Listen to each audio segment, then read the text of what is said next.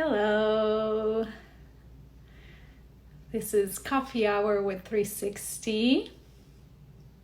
Welcome, everybody. Today's chat is with Cristina Genover from the Global Hope Festival. Hey, Benson. There we go. Let's let her in. Hey, John. Thank you for joining, guys. Hello. Hola. Hola, ¿qué tal? ¿Cómo estás?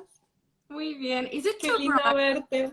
Too bright? So, just so you know, everyone, Cristina is Spanish. She's in Barcelona. I'm in New York, but I'm from Argentina, so we speak in Spanish usually. So tell today's chat. us to talk in Spanish or in English, because maybe it depends on who's listening, no? Yeah, so we plan to have most of the talk in English, so everyone, since the festival is so international, so most people can understand, but we are open to questions in Spanish. We might switch to Spanish here and there, so just so you know. So how are you, my friend? Good. First, I want to show you my mugs. So Yes, do you recognize this is. Do you recognize this Oh mug? my God! This is from when we met in Salzburg. It's actually from a beer factory. Yes. And it's a little bit too early for beer, so give me another hour and I can use it. This is so Cristina and I met in Salzburg in a summer festival, and Yes. we had some performances in a beer hall, and they had these mugs, and we all took some mugs home. Still have. Yes, I love it. That's super special. I have my Rutgers. That's the school I went to. I have my mug. So let's get started. La Scala. Oh, there we go. That's on topic. I came prepared for the occasion. Perfect. I love it. So let's get started. First of all, I've been telling people here and there to look at your work and what the Global Hope Festival is, but I think the best is to hear from you to tell us what the Global Hope Festival is, how it originated, and also what's next for the festival as you go into phase 2, season 2. Yes, we are deconfining the festival. So it started with the quarantine in Spain. I don't know if you remember the mood that you were in when the COVID arrived to the States. For us, it was around 14th of March. And it was so overwhelming with the news. It's something that you can't control. You're scared for your family. And then I was watching the news and I saw that the modern music in Spain had organized into this 𝗄𝗶𝗁𝗄𝗏 en casa festival. And I thought, they got organized so fast. They reacted so quickly to the events with all the cancellations in all performing arts. And that got me thinking, and you know how it starts working in the back. And suddenly I thought, but why not do the same with classical music? Because classical music is usually a little bit behind. It was actually around 2 weeks later that they started doing lives and they started doing, online things. And I spoke about it with a few people and everybody was like, no, this is so difficult. They have Warner. It can't be done. Yeah, they have Warner Spain behind them. That's why they're so successful. And then I talked to one person who is this kind of person that's like a go do it person. They were like, it's a great idea, do it. And I was like, okay. And the next day I sat down on a table. I didn't sit down on a chair. And and I wrote the concept. And you know, I prepared some sort of brief or draft, or I put on paper what, you know, what I was thinking, because I needed to organize. And I opened an account very early on, and it was hideous. Now I think about it and I'm embarrassed how ugly it was. And so, you know, I started talking to my friends, and one of them said, you need help with, I'll help you with the graphics. And very early they joined. And one of them, I was also talking to her. Okay, so everyone in the team is spread around the world. One of them is here watching us. She's in Mexico. Hola, Ana. The other one, I see she's laughing. the other one is in Colombia. Sorry, it's Colombian, but in Milan right now. There's another one in Korea, South Korea. She used to be an agent. So, you know, at first, we started doing this, you know, trying to find artists for a festival, because like, okay, now we have a festival, but we have no artists. That's great. And so at the beginning, it was, you know, the most difficult part to convince the first person. But then it all started moving and growing, and you know, we just kept going until now that we closed yesterday with Adriana Gonzalez. She was incredible. It was wonderful. I was listening yesterday. It was really fantastic. I was so happy that it was her, because I'm an author. Yeah. So for now, of course, like this is a non-sustainable model long term, because you have 6 people working without, you know, being paid on the back of the festival, and then you have the artists who are also not paid, and this is not a model that can be sustained. The artist did it because it was an emergency, an extreme circumstance, and they wanted to help, but it's not sustainable. For our next steps, we're still in transition. We're starting a bit of a transition phase, but we are thinking a lot about educational accessibility to classical music, and also something about supporting young artists and micro patronage. If there's someone here that is coming from our page, let us know what you like, what you want to see in the future.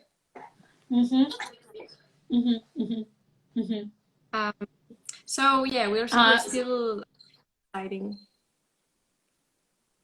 figuring out the second phase, but it's wonderful because you've managed to build an audience, you know, and people who trust you and who want to help you and who want to participate.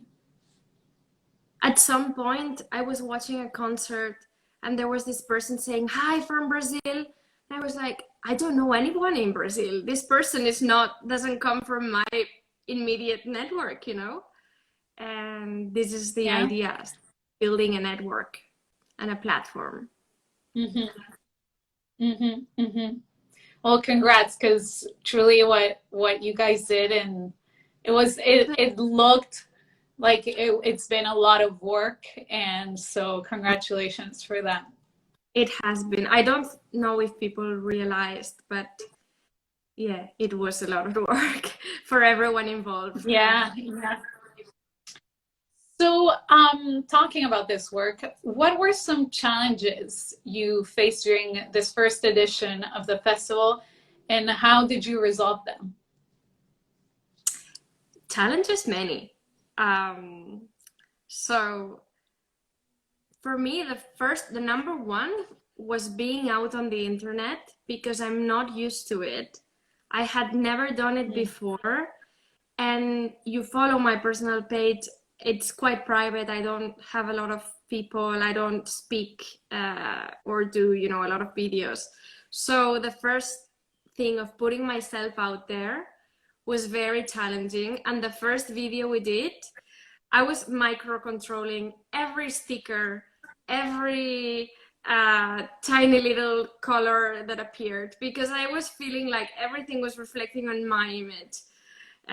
So at some point I just had to relax and, you know, let it flow a little bit more, and it's fine, you know, no one's judging you over a sticker. Yeah. Then also we were working as a group of friends. We are working pro bono.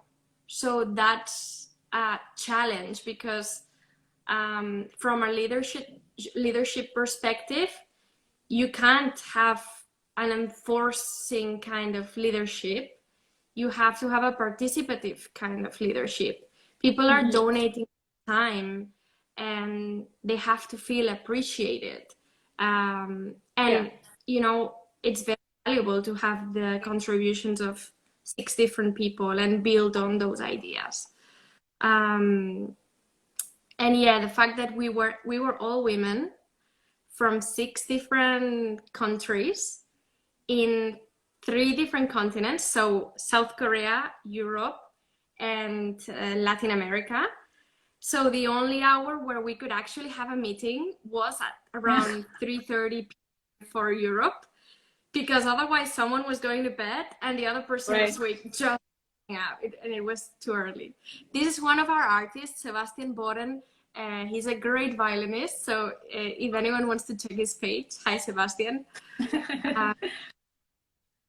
So yeah, that was a challenge. The fact that we were friends also was working on our favor because we knew each other a little bit, but also if you're exclusively in a professional relationship, there's things that you can just do and people are not going to take it personally. But yeah, there was just these two different perspectives. Yes. What else? Another challenge was Persian. We have a lot of people from Iran now because one of our artists was from Iran. And one day he started messaging us in Persian with Persian characters. And so Google Translate was a great tool to get the communication across, but it could have gone really wrong because I could have, you know, insulted his whole... But he still follows us, so I think he's happy. That seems like it went well. Yeah. And then the last one I was thinking of was the fact that we didn't have a personal relationship with a lot of the artists. So you had to figure out how much you could push them or what, or get when back. you can ask, right? And every person is different, every culture is different. So some people just really need you to say, okay, it's on this date, this time, and they'll say, okay. And other people, they may feel like, oh no, they're pushing me too much, you know? They're getting too friendly, I'm not comfortable with this. Yeah. So you just sort of figure it out as you go along and test a little bit the waters and see. I mean, that's a very important point in the arts because it's such an international world. And it's not only about, you know, the more languages you know, the better. But it's not only that, it's also understanding that people come from different cultures and they might communicate differently. So that's a very important point. And in general, people in the arts, you know, as much it might be something that gets you out of your comfort zone a little bit, but it's a tool that you need, you know, to be able to learn to communicate with people, you know, with people that might come from a different background. Absolutely. And as a Spanish person, they have told me, American people that I know, that I am politically incorrect. We are known for being politically incorrect. And, you know, now I'm just terrified of saying anything that could upset someone because it's really not my intention. So I have to be extra careful about this. Yeah, but I think that goes both ways too, you know, because you can't, if what you're creating and the other communication takes two to tango, right? So you also have to make an effort to make other people comfortable, because if people are afraid to speak to you, you know, for being afraid to mess up, that's also an issue. So True. yeah. Yeah. So different cultures, for example, with Eastern European, I was so surprised how close they were, how warm they were, and how easy it was to be friendly. And then on the Northern European countries, they keep more of a distance, and you know, they like to be more professional, and it's fine, you know, it's different styles. That's super interesting. So what did you learn from this whole experience, and what were some of your favorite moments? So I did a lot of things for the first time. I, first of all, reaching out to artists. You know, you may think Nadine Sierra is never going to respond to me, or they're just not, you know, reaching out to artists. I did a radio interview. We have done a lecture with 𝗄𝗶𝗁𝗵𝗵 in Montreal.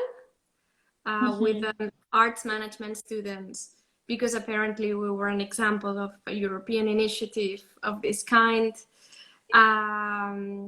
One day the press called me to do an article about us, and I was in the middle of a hit session. So I could barely breathe. And so I saw a strange number. I picked up. And I was like, hi, yes, it's Christina. And I was just running up and down the stairs, so I had zero breath. And the girl interviewing me must have thought, what's wrong with this person? She must have, you know, some kind of disease, because... But yeah, so I guess the opera helped a lot with that, because getting in front of an audience and singing is very challenging. So it's just that you have to jump in this kind of situations. What else? I told you a little bit about the leadership. I don't like leadership, to be honest. And sometimes I've learned that you have to face, when there is something that's not working, you have to face it. And my tendency would be to run a little bit away from it. But then at some point, follow up. So it's better to just dealing with it early on. Facing problems is good leadership. Running away from them, it's not. And that's something I learned. And you favorite moments, the concerts, of course. It's the moment where we got back to sit and enjoy, sort of, it was the reward of all the hard work done. I'm very biased with opera singers, because of course I love them more. For example, for me yesterday was incredible. Then we had Marina Viotti. We had Amina Edris and Pene Patti. There is, people are saying hashtag relationship goals, to be like those people. They were so easy. It's so much better when the artists are communicative and they're engaging with the people, and you know, they are more natural, and you get to meet them for who they are. Because usually if you see them on stage, it's great, but you don't get to meet them.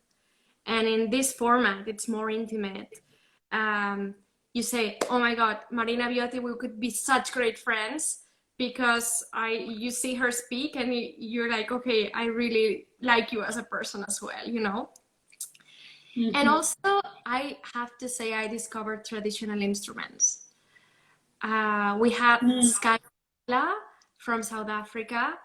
We had 𝗄𝗶𝗁𝗵𝗵 and they were playing mbira, the marimbas, and those performances were super special, super. And we didn't treat it as if this is classical music and this is traditional music. We put them at the same level because it deserves it, in my opinion. Yeah. Did you think when you started it, did you expect to maybe, just because of your background, to have more singing than, because you ended up having a lot of world music, which I thought made it super interesting, because that's what makes it global, right? For the audience to have access to music that maybe we don't always hear. And did you expect this, or did it just kind of happen organically? To be honest, I thought we would have 3 concerts maybe, that would be a great success and that it would be over. But we ended up having 48 concerts. That's a lot. And the Iranian sort of happened because our first artist was Iranian. So I guess someone who lived in Geneva, she lives in Geneva, sorry, found out about us and put us in touch with this great guy that I was telling you about, 𝗖𝗶𝗁𝗵𝗲 from Iran. And he was in Iran in a remote area. He only spoke Persian. So we had to he learned how to pronounce a speech in English. He made such an effort. He doesn't speak any English, but he pronounced a full speech. And he was all in his traditional clothing. And he plays an instrument that's called dutar, that it's actually registered by UNESCO as intangible heritage. So it was super special, and that came a little bit by accident. And then this person also put us in touch with another Iranian traditional instrumentist, the daf, which is like a big pandereta. How do you say in English? Oh, I can't remember right now. I cannot remember how you say it in English. It's a Spanish thing. Get a little bit more shadow. And then we thought, tambourine. Tambourine! Thank you, gracias. Thank you. Yeah, so then we thought, we don't have any African representation. And that's where we looked for the African traditional instruments. And someone pointed out a couple of instrumentalists, and that we reached out to them without any connection, and they agreed to join. But yeah, the traditional instruments were such an interesting part of it. Gracias, Mauricio.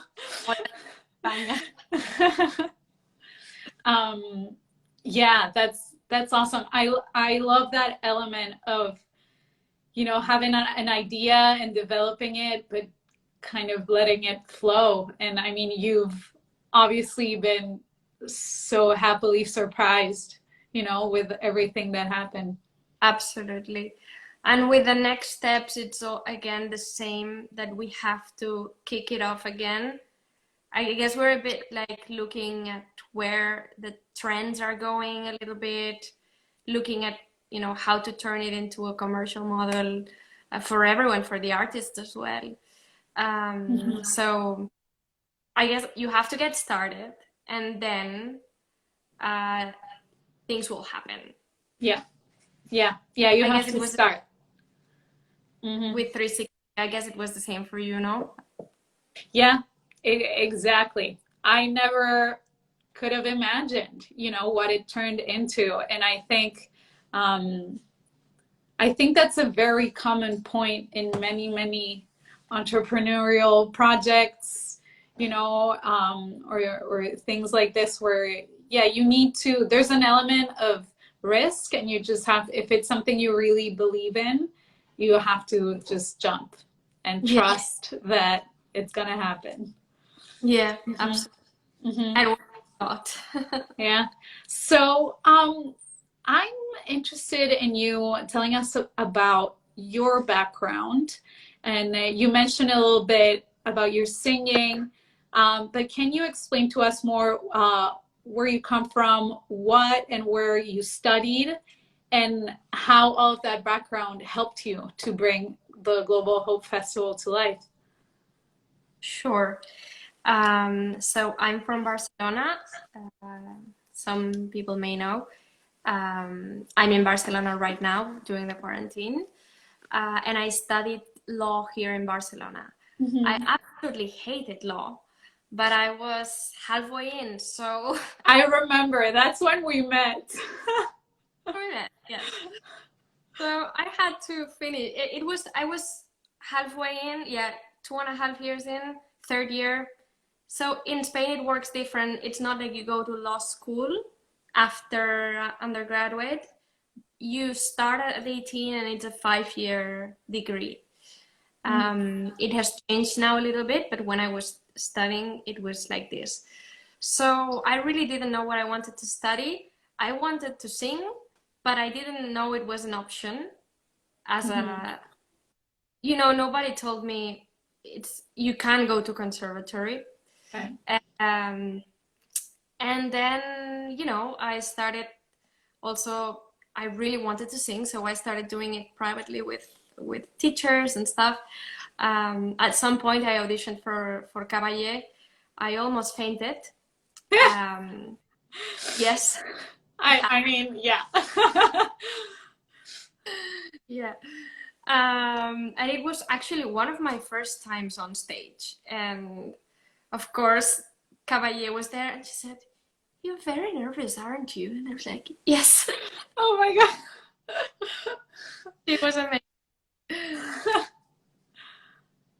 And yeah, so I finished law, which I think really helped me to learn how to communicate. It has helped me in many ways because it gives you a very strong humanities background. Hmm. Um, because the law texts in Spain are so complex Hmm. that gets your brain working, I guess.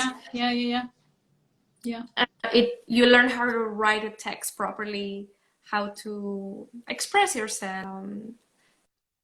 yeah. Hmm. So, for example, doing the press notes, I was writing the press notes, and they were almost publishing them identically to what yeah. So I could that helped me in that sense. Then I was working for a family foundation, and I think um, we did some music festivals. That has also helped me a lot to talk to the artists because I know the repertoire, I know their insecurities because I've had them too. I know that they do not want to post something on the internet if it's not perfect. That they may not want to do something with a musical base, especially the singers. Um, and yeah, in that sense, I can tell when a voice is singing correctly, technically. Hmm. With other instruments, not so much, but I'm learning, I guess. Um, and yeah, and then I went off to Italy, to Milan, and I studied arts management Hmm. last year. It Hmm. was a very good year. And it's basically like a business degree. I did it at Bocconi University with the colleagues that I have done the Global Hope Festival with. Um, and yes, it's basically like a business degree, but all the cases were focused on art, on the arts Hmm. world. But that included museums, and it included performing arts. It was very interesting because all the people in the masters were coming from different backgrounds. For example, Anna is an architect. Some people were coming from the visual arts world. So all the, contamination of different disciplines was really, really enriching in that sense. And some of the subjects that we did, like entrepreneurship, were super useful. We did strategy, we did accounting, all these things, but it was always around opera or around. That's amazing. So I was just so happy about that. And we got to go to La Scala for a very discounted price. It was, for me, I was in heaven. I can imagine. Yeah, exactly. To study something like that in a city like Milan is just yes, I also took priceless. Yeah. language to sort of learn Italian. Mm-hmm. It was Italy is just full of art. So at some point we did a tour and we went to Venice. We saw the Teatro 𝗖ʰ𝗳𝗳𝗲𝗵𝗄. We saw an opera there. It just, every little town has an amazing opera house. Maybe it's small, but it's like a tiny Scala, beautiful. I love Italy. Yeah, me too. I was supposed to go there this summer. Now I'm stuck here. Yeah. It's good too. So now you're done with that master's. When did you finish? So I graduated in December, and I was thinking of doing an internship in an opera house because my focus was always, I want to do opera. So I went to the center of Italy. I don't know if you know it. It's called Le Marche. And there is a place called 𝗖ʰη̗𝗳𝗲𝗲𝗲, which is like the Arena di Verona. But it's so if this is Italy on the Adriatic side, so on the side, at the same height as Rome. Okay. It's a very small town. They speak with a very thick accent. But I'm in love with that place.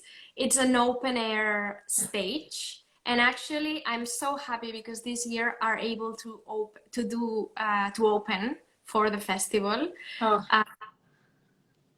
Because they had a summer festival, but then they also had a winter season. And they created this great thing that is an opera network with all the arts institutions of the region. So it includes, do you know the Rossini Festival? Yes. That one, yes, in Pesaro. So everything, it's within an hour drive. And it included the Rossini Festival, it included the orchestras in the region.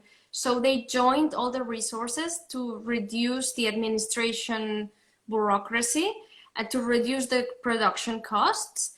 And 3 operas per winter. Take them to the different small jewel theaters that they have in the region. That they are not they're not well known. Great music and great football. Yes. So we did Turandot. I love. And then we did Carmen. With Turandot, I listened to it maybe 16 times because every time, there was a general rehearsal and then the performance, and we would go to the different towns. The tenor was the husband of 𝗖mě Francesco. So at some point, because it was a small company, it was much more that I could be sitting next to the general director. And at some point, I found myself sitting on a table across to 𝗖mě. And she just wanted to talk about, you know, normal things like her dog and the pasta, and she didn't want to talk about singing or opera. And it was, you know, it had magic. It was small, but incredible. And I was doing a project there to find out what the audience wants. So I haven't finished the research project, but mostly they said they do not like contemporary presentations, and they do not like when the operas are not sung in Italian. They want Carmen sang in Italian. So yeah, it was a great experience. That's awesome. So was that basically your thesis project? Oh, so as a part of the master's, there's an internship. Everybody did it in different places, and I really wanted to do it in an opera. So I went down there, and it's much better when you have a fixed project to do. Otherwise, they just don't know what to do with you as an intern. And especially if you're a graduate intern, you've already worked, so you have initiatives and you have, you know, a little bit of, you know. So I was doing this project, and I still have to, if they're watching, I still have to give it to them. That sounds amazing. I want to be in Italy right now. So with all this experience of your master's and this internship and now the Global Hope Festival, do you maybe have some advice for young people in the arts who might want to start their own organizations or projects, especially now with an increasingly digital world? Yes. So the technology revolution, let's say, it's coming like a train, and it's not going away. This quarantine, even my grandmother learned how to log into the lives and use Zoom, and use, even the user is getting much more. Before this quarantine, a live was a strange thing. I had really never watched a live. But now I think the user learned a lot, and also the arts institutions had to adapt to the fact that they couldn't do real life things. Yeah. I think social media is essential for the artists. I don't know what how around the time is. It's essential for the artists because it's the audience that is going to start choosing what artists they want to see. For example, now that I follow Adriana Gonzalez, and she has been doing this great Cosas de Cantantes thing, where she talks about technique, and I feel like I know her as a person. I really want to see her on stage.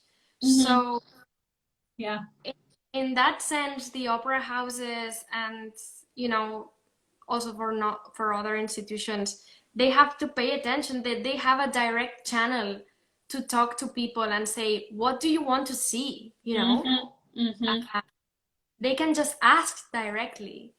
Yeah.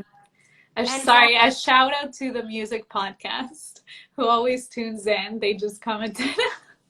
Thank you. Yeah, so, and for the artists to build a social media, it's essential. And I can't believe that some of them didn't have the social media. Like 𝗖mě𝗂𝗶𝗁𝗲, who is world-renowned pianist, did not have a social media presence.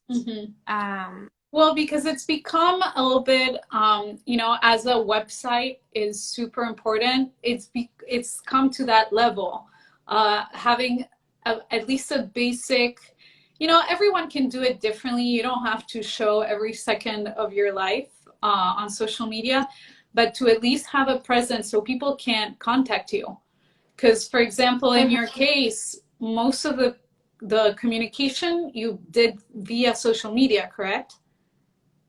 It was half and half. Some of the we already knew, and the others, yes, we just contacted them without any connection. Yeah, they have a bot. You can just send them a message. A lot of them don't really. They have a social media manager, so they don't. They get filtered. It doesn't get to them. The other thing I wanted to say about the opera watching platforms. I thought a lot about this, but I'm not sure how you can deliver full experience of going to an opera just through the internet. You can deliver other things, but until I didn't see Anna Netrebko sing in person and I heard her voice all over the concert hall, I didn't understand how incredible she is. 100%. Well, because I don't think some people are scared that this is the new normal. Of course, we're hoping it's not. But I think what will happen, what should happen, is that we're going to take a lot of the things we learned during this time and add them to the live experience. So maybe it's going to become increasingly common to, you know, which I think could actually like up the sales, because if you have people going to the theater live, but at the same time you're asking for a small ticket for people who are tuning in via the live stream, you know, that can't be a bad idea. So I think we hopefully will transition to more of that. And I agree, a video, a live stream, especially with singing, cannot replace the in-person experience, because singing is about energies and vibrations that you literally feel. And the music doesn't exist on its own. The music comes together when it enters the ear of a person. So of course it can't be replaced, but I don't think anybody is trying to fully replace it. I think the idea is to just add on. Absolutely, I agree. And many institutions, I think, they're a bit scared of it may steal their jobs, or, you know, that there's an income that they cannot control here. There is content that is being given for free. But I find it very difficult to think of people paying for the content right now, for special content. There are, I think it's gonna come to the point, it depends, you know, what type of organization it is, but artists can't just keep only making music for free. So there are some organizations that have, for example, 𝗖d'acio has started a partnership with, you know, big theaters. Last week we saw the one with Maggio Musicale, and tickets range, you know, and Royal Opera House is also doing the same. They range from 5 to 10 euros. And it's a really good, high quality concert. And it's still something very special to be able to see it live. So I think, you know, it's a vicious circle. You know, if artists get paid, like the economy goes and people have money to pay for a 5-euro ticket. And so I think, unless it's something, you know, you're doing for a foundation or you privately on your account, I don't think all content should be paid for, but some of the concerts, it's gonna have to start happening that way, because people can't keep doing things for free. No, of course, and I hope the actual classical music can start again being done live, real life. Of course. Real has already released the new season, and let's cross fingers that we can actually watch it. But yeah, then you have to keep pumping new content, and you have to keep proving people that their money of a membership is worth spending, you know? And there's a lot of competition. You've got, even, it's not a direct competitor, but you've got Netflix that is just they said, literally their CEO said, we are just competing with sleep right now, because the only thing that is keeping people from, you know, it's, you know, people, if they can choose one thing that they're gonna spend their money in, it may be that. If they Yeah. don't have infinite resources to spend. Yeah. But yeah, as a to extend the experience, and for example, I go to the opera and then I get to watch even a message from the soprano saying, "Thank you for coming. It was such a good." The backstage. This is all stuff that you can show that they're already doing, and this really adds on. Mm-hmm. Um, Yeah. Yeah. And even, you know, of course, there were already live experiences happening, like the Met in HD and a lot of the big opera houses.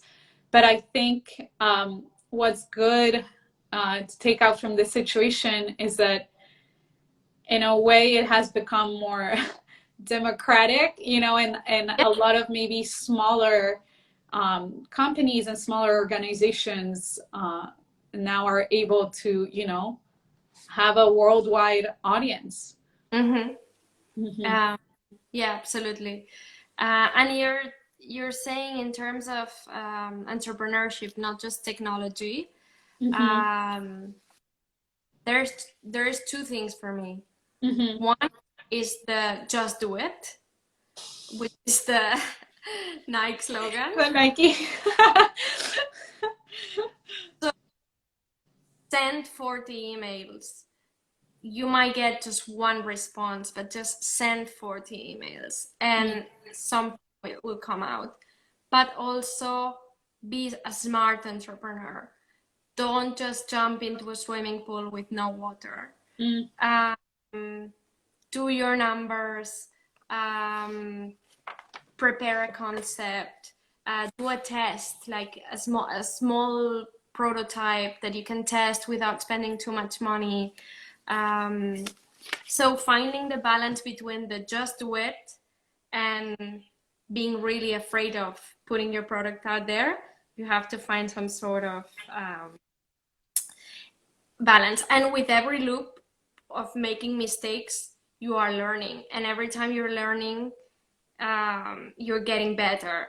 And it's Yeah. not like really successful entrepreneurs just woke up one day, had a brilliant idea, and just, you know, they were Steve Jobs. No, it's that they failed so many times that they learned a lot. And you don't get better by not doing it. No, exactly. So You're at home thinking about everything that's not going to work. That's it's not going to work because you're not doing it. So yeah, and Anna here says network, which I think brings us back to this, you know, the importance of social media, especially right now. You know, you can be, it allows us to be in touch with people all over the world, which is amazing. You know, as yeah, much as I miss, of course, I'm a people person, you know, I'm an artist, and as much as I miss hugging people and seeing everyone in person, I still think it's amazing how connected we've all been throughout this time. And in a way, it has weirdly like brought us to, like, you and I, you know, like we're still in touch, but very sporadically. And I feel yeah, like now because of this, we've reconnected, which is amazing. yeah, absolutely. Social media. I don't know what would have happened during this quarantine without it. You know, Acá my mom, mi mamá en Argentina dice unas palabritas en español para la audiencia hispanoparlante. Bueno, si tienen preguntas, que nos quedan 10 minutos. We have 10 minutes left. So if you have any questions, si tienen preguntas, por favor, pregúntenos. no inglés. Inglés, español, italiano.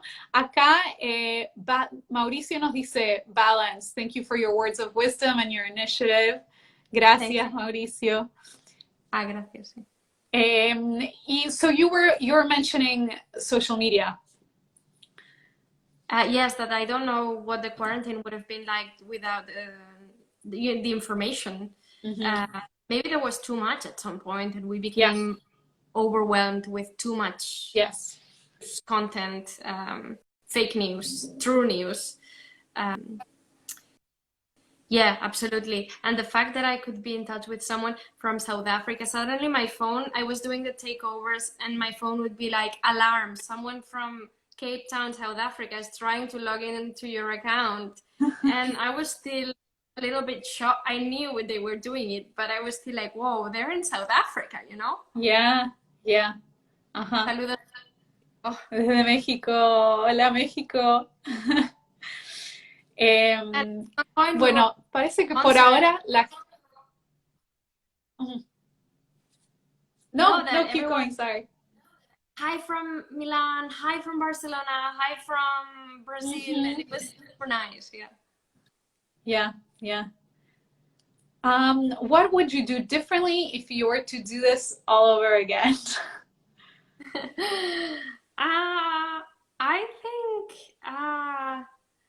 I think I would do exactly the same, but you know, because I learned so much from it, that's what I was saying, the value of making mistakes and learning. And you know, maybe I could have not put on this artist, or yes, put on this artist, but to the broader experience, I think it would be the same, pretty much. And Laura, I said no questions.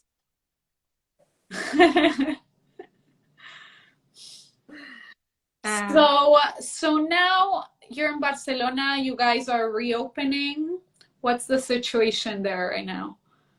Yes, so the quarantine, it's a little bit strange because the phases, it depends, some regions have some phases. Mm-hmm. So we are de-escalating per phases, but mm-hmm. phase 1 is actually phase 0, so it's super complicated.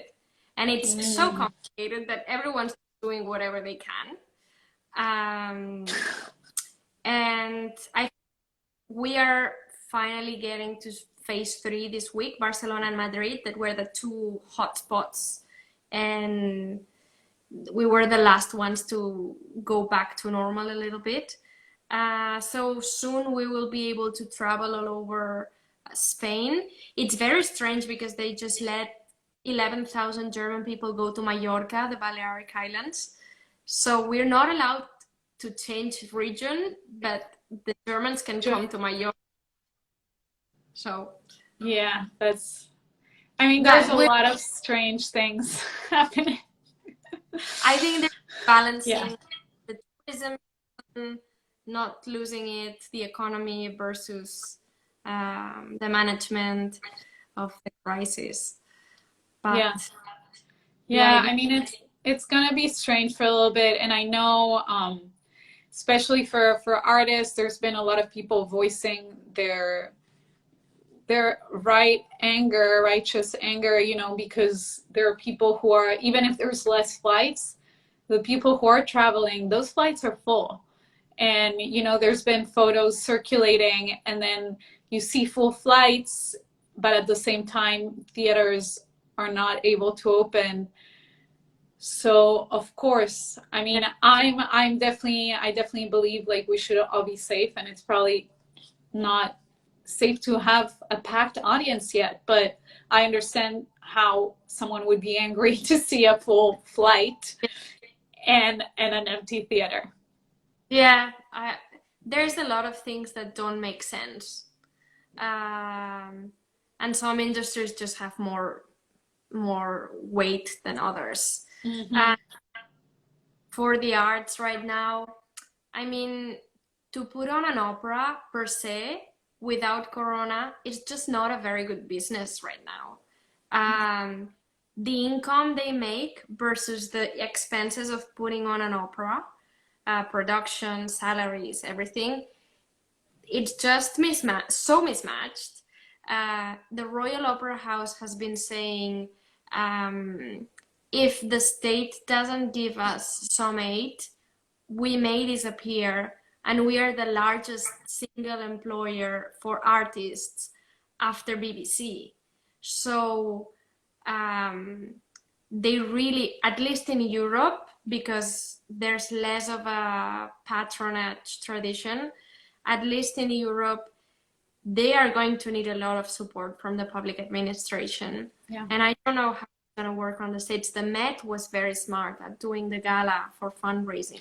Yeah, but I mean, it's problematic everywhere because here at the same time, yes, there is more private funding, but there's basically no state funding. So you're still in the same boat. It's very, very complicated, especially with a theater as big as the Met. You know, in a way, theaters in Europe tend to be a little smaller. So right now it's complicated for everyone, everywhere. And what I do hope is that, you know, as complex as this situation is, it teaches us something, you know, and it pushes people to rethink the model, because the model wasn't working pre-quarantine either. It was a ticking time bomb. So in a way, the bomb exploded a little earlier, and hopefully, you know, this is going to push everyone to maybe have to redesign a little bit the business models. Yes, to get smarter, like I was telling you about the Fondazione Rete Lirica, which is its network. And what they do is that they join forces and they manage to reduce the costs, or maybe using technology to reduce the costs of administration or production, for example. I saw Turandot at the beginning of the year that it was all virtual reality. It's actually very cool. And I don't know how expensive that would be, but maybe through technology the cost of production can be reduced, and getting smarter about it. And not, I guess in Europe we were so comfortable, like La Scala is just receiving a lot of amount of money because it's the symbol of Milan. And they're just sitting there putting on incredible operas. I'm not saying they're not. But, you know, they're just used to a model that may not, you know, the state has a cake and a part of it has to go to health right now. Another part has to go to education. So it's just what relevance do you give arts and culture in the society, and how much you want to invest?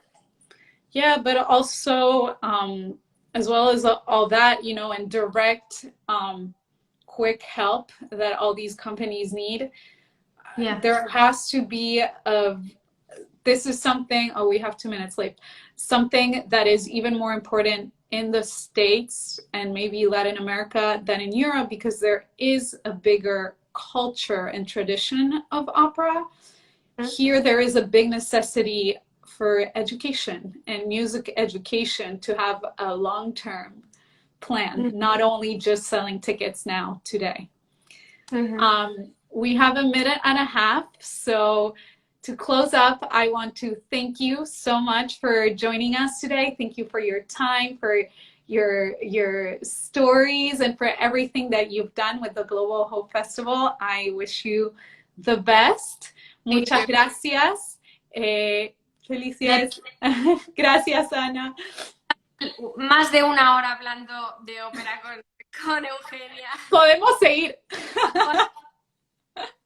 Podríamos estar hablando de ópera infinitamente. Sí. Te mando muchos besos, muchas gracias a todos los que nos escucharon. Perdón que tuvimos que hablar sobre lo más en inglés, pero les mando saludos a todos y lo mejor para el Global Hope Festival. Gracias, igual. Chao. Gracias. Vale.